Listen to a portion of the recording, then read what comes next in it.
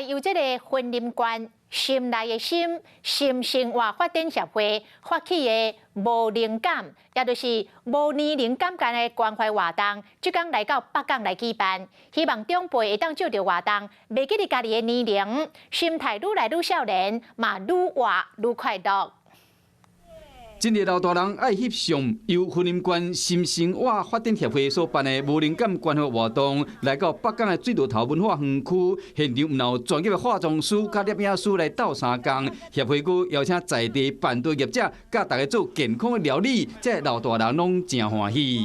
因为我们觉得这个活动对我们银华族来说很有意义啊！你像不能是大家拢就没有在注意自己的，你像今天这个化妆的活动。 好，加足水的。除了鼓励老大人勇敢行出门，甲其他人互动，嘛希望讲用这个丰富的活动甲体验，让老大人活了健康甲快乐。